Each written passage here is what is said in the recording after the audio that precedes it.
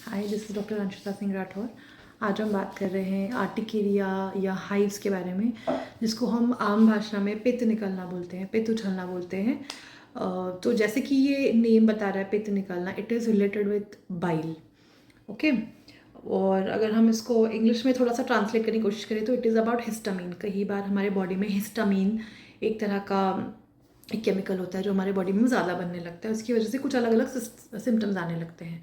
तो मैं कारण के बारे में बात करती हूँ ताकि हम कारण समझ सकें और अकॉर्डिंगली उसका ट्रीटमेंट कर सकें। तो 80% केस जो आर्टिकेरिया या हाइव्स लेकर हमारे पास आते हैं, उनको gastric issues, chronic gastritis, GERD, reflux, stomach infection, ये सब होता है। और ये किसी भी वजह से हो सकता है, खुद की हैबिट्स की वजह से, फूड की वजह से, दवाइयाँ खाने की वजह से, कई बार डेंटल ट्रीटमेंट से हो जाता है, जैसे आपने बहुत दिनों तक पेन किलर और एंटीबायोटिक्स खाई उसके बाद हो गया। तो ये जो 80% केस है वो गैस्ट्रिक इशू यानी कि गैस्ट्रिक ओरिजिन का आर्टिकेरिया उन्हें होता है, and the moment we treat that problem, उनका प्रॉब्लम जो है वो आर्टिकेरिया उनका ख़त्म हो जाता है। ठीक है। देन उसके बाद और दूसरे कॉमन कॉजेज में जो सबसे पहला मैं बताती हूँ वो है allergic tendency. If you are a person or a child who is having allergic tendency, जैसे कि आपको एलर्जी होने की प्रॉब्लम है, जैसे छींके आ जाती है, सर्दी खांसी बार बार होता है, ब्रोंकाइटिस होता है, अस्थमा होता है, तो आपको हाइव्स होने के चांसेस बहुत ज़्यादा हैं। ऐसे लोगों को हाइव्स अक्सर होते हैं। उनकी स्किन बहुत ड्राई और सेंसिटिव भी हो जाती है। फेस पे हो सकती है, बॉडी पे हो सकती है, कहीं भी हो सकती है। टिपिकली हाइव्स का लोकेशन हमने जो देखा है वो हाथ, पैर, थाइज, पेट, ये एरिया पे ज़्यादा होता है। और कुछ रैशेस उभर के आते हैं, राउंड कलर, राउंड या कैसे भी हो सकते हैं, रेड होते हैं, इची होते हैं, खुजली बहुत होती है और इरिटेशन होता है, अंदर जलन सी महसूस करता है, ऐसा लगता है कुछ क्रॉल कर रहा है। और कई बार थोड़ी देर बाद कम भी हो जाते हैं, पर्टिकुलर टाइम पे ज़्यादा हो, जैसे किसी को रात में बहुत होता है, किसी को दिन में बहुत होता है, किसी को खाना खाने के बाद ज़्यादा होता है। तो ये मोडालिटीज़ होती हैं।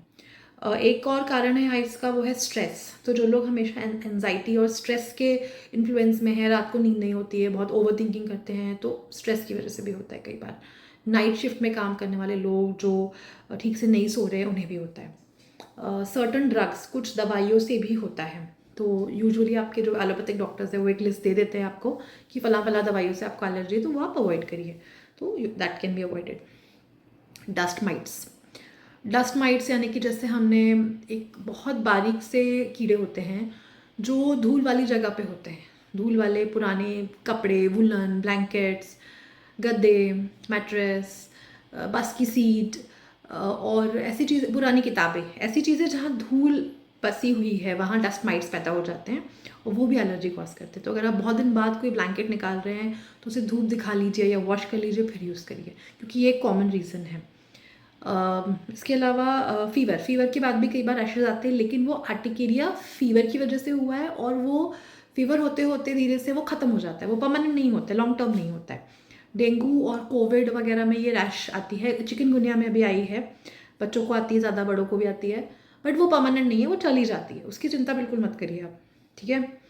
फिर वेदर, ओवर हीटेड होने से भी कई बार आर्टिकेरिया होता है, जैसे जिम से आने के बाद तो आपका बॉडी ओवर हीट हो गया, समर में होता है कई बार, और बारिश में भीगने के बाद भी होता है। तो ये कुछ एक कारण है और हमारा जो ट्रीटमेंट होता है वो कारण के हिसाब से ही होता है। So if you are getting urticaria after certain food, we might give you different remedies. If you are getting it from certain medicine, then medicine will be different. If you are getting it after fever, then the medicines are different. तो जैसा उसका कारण है उसके हिसाब से ही हम medicine देते हैं, एंड लाइक आई सेड 80% वो पेट से ही शुरू होता है। इसके अलावा कुछ छोटे छोटे टिप्स मैं आपको देना चाहती हूँ। अगर हाइव्स हो रहे हैं तो नाखूनों से स्क्रैच बिल्कुल मत करिए, उसको धीरे से सहलाइए, रब करिए, लेकिन नाखून बिल्कुल मत लगाइए, क्योंकि आप अगर नेल्स लगाएंगे तो वो और बढ़ने लगता है। इसके अलावा फ्रिक्शन वाली चीज़ें, जैसे कि टाइट कपड़े, नाड़े, इलास्टिक, कोई फ्रिल वाले कपड़े जो जिसमें कोई बॉर्डर है, कोई सीम है, कोई गोटा किनारी है, ऐसी चीज़ें जो चुभती हों बॉडी को, वो अवॉइड कर दीजिए तब तक के लिए। सर्टन फूड्स जो पित्त बढ़ाते हैं शरीर में, जैसे कि बहुत गर्म मसाला है, कोल्ड ड्रिंक, सॉफ्ट ड्रिंक है, एसिडिक चीज़ें हैं, अल्कोहल है, ये सब आप बिल्कुल अवॉइड करिए, स्ट्रिक्टली अवॉइड करिए। And once your body heals then आप वो चीज़ें धीरे धीरे इंक्लूड करिए। तो एज मच एज पॉसिबल पित्त बढ़ाने वाली, एसिडिटी बढ़ाने वाली चीज़ें आप अवॉइड करिए, और दवाइयाँ भी लॉन्ग टाइम तक, पेन का मेडिकेशन, इवन पैरासीटामोल ही क्यों ना हो, कोई ये ज़ीरोडॉल वगैरह आती हैं, कॉम्बी फ्लेम आइबुप्रोफेन ये सब है, और एंटीबायोटिक से ये ज़्यादा मत खाइए, जितना अवॉइड करें उतना करिए, ठीक है। तो ये कुछ टिप्स है अर्टिकेरिया अवॉइड करने के लिए।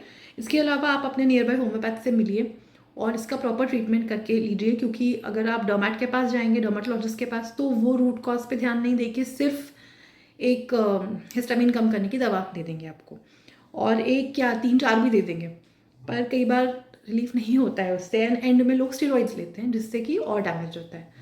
सो find the root cause and get it treated properly. Thank you.